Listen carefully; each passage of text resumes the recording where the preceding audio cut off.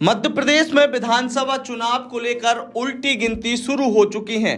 विधानसभा चुनावों में महज 200 दिन बाकी हैं। ऐसे में अब भारतीय जनता पार्टी और कांग्रेस के द्वारा अपने शक्ति का केंद्र मध्य प्रदेश को बनाया जा रहा है।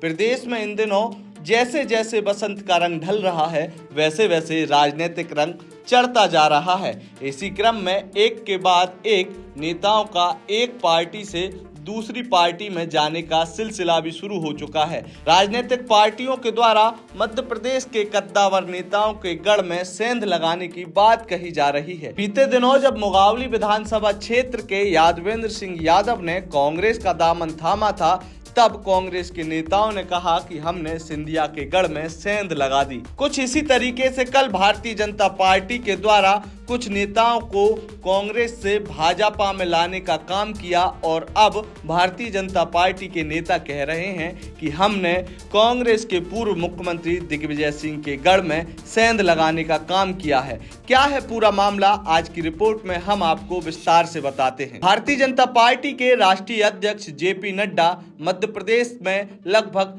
12 घंटे तक रुके। इस दौरान नड्डा ने भोपाल में कई गतिविधियों में भाग लिया, जिसमें मुख्य रूप से प्रदेश कार्यालय के भूमि पूजन, बूथ के जो कार्यकर्ता हैं उनका सम्मेलन और इसके अलावा प्रबुद्ध जनों के एक सम्मेलन। इसी बीच में एक ऐसी खबर सामने आई जिसने दिग्विजय सिंह के चेहरे का रंग उड़ा दिया। जी हां, जेपी नड्डा की मौजूदगी में दिग्विजय सिंह के गढ़ कहे जाने वाले राजगढ़ की कद्दावर नेता मोना सुस्तानी को भाजपा की सदस्यता दिला दी। इस दौरान न केवल मोना सुस्तानी बल्कि ऊषा चौधरी और प्रीतम लोधी को भी भारतीय जनता पार्टी में वापसी कराई गई। प्रीतम लोधी वही जो बीते दिनों ब्राह्मणों को लेकर आपत्तिजनक बयान के बाद चर्चा में आए थे, जिसके बाद भारतीय जनता पार्टी के द्वारा प्रीतम लोधी की प्राथमिक सदस्यता भी निरस्त कर दी थी। इसी तरीके से कल जब जेपी नड्डा मौजूद थे, तब मोना सुस्तानी कांग्रेस छोड़कर भाजपा में शामिल हुई। सबसे पहले जान लेते हैं कि मोना सुस्तानी है कौन। मोना सुस्तानी मध्य प्रदेश के राजगढ़ विधानसभा क्षेत्र और राजगढ़ जिले से ताल्लुक रखती हैं, जिन्हें वर्ष 2019 में कांग्रेस पार्टी के द्वारा लोकसभा उम्मीदवार भी बनाया गया था। लेकिन तब सुस्तानी का सामना क्षेत्र के सांसद रोडमल नागर से हुआ था और रोडमल नागर ने उन्हें करारी शिकस्त इस लोकसभा चुनाव में दी थी। इससे पहले सुस्तानी कार्यकारी जिला अध्यक्ष भी रह चुकी हैं और खास तौर पर बड़ी बात यह है कि सुस्तानी को दिग्विजय सिंह के गुट का बड़ा नेता और बड़ा चेहरा माना जाता है। यही कारण है कि जब दिग्विजय सिंह ग्वालियर पहुंचे तो उनसे स्थानीय पत्रकारों के द्वारा मोना सुस्तानी के भारतीय जनता पार्टी में जाने पर सवाल पूछा। क्यों हुआ है? क्योंकि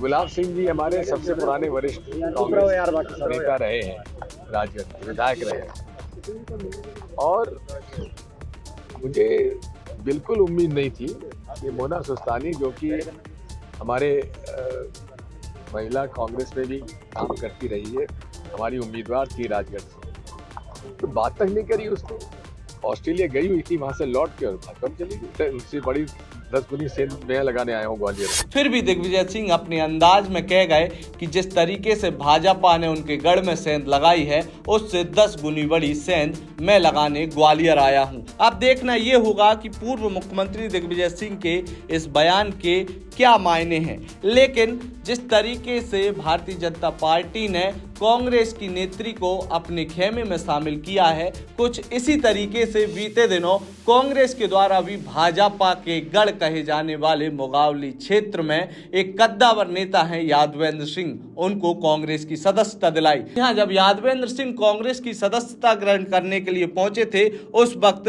पीसीसी कार्यालय में पूर्व मुख्यमंत्री कमलनाथ, पूर्व मुख्यमंत्री दिग्विजय सिंह और पूर्व मंत्री जयवर्धन सिंह सहित कांग्रेस के आला नेता मौजूद थे और खुद यादवेंद्र सिंह शक्ति प्रदर्शन करने के हिसाब से अपने साथ एक दो नहीं बल्कि दर्जनों 4 पहिया वाहन लेकर पहुंचे थे।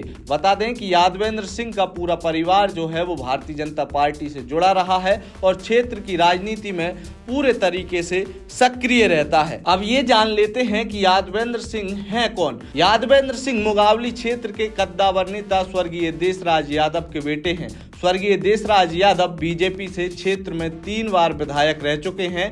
सिंधिया के खिलाफ भी स्वर्गीय देशराज यादव लोकसभा चुनाव लड़ चुके हैं। यादव परिवार सिंधिया के किस हद तक कट्टर विरोधी रहे हैं, उसका अंदाजा देशराज यादव के द्वारा एक नारे से पहचाना जा सकता है। वे हर भाषण में कहते थे कि 1857 की क्रांति का जिक्र करना जरूरी है और वो बोलते थे कि रानी हम शर्मिंदा हैं, तेरे कातिल जिंदा हैं। हालांकि यादवेंद्र सिंह के छोटे भाई अजय यादव अभी भी मध्य प्रदेश सरकार में राज्य मंत्री दर्जा प्राप्त हैं। तो कुछ इस तरीके से भारतीय जनता पार्टी और कांग्रेस के नेताओं का अब एक पार्टी से दूसरी पार्टी में जाने का सिलसिला शुरू हो चुका है। चुनावों में महज कुछ दिन बाकी हैं। ऐसे में अब वो दिन दूर नहीं जब मध्य प्रदेश की राजनीति के अलग अलग रंग आपको देखने को मिलेंगे। इसी तरीके की राजनीतिक घटनाक्रम की खबरों को देखने के लिए आप आयुध को सब्सक्राइब करना ना भूलें। आप हमें फेसबुक, ट्विटर और इंस्टाग्राम पर भी फॉलो कर सकते हैं। आपका बहुत बहुत धन्यवाद।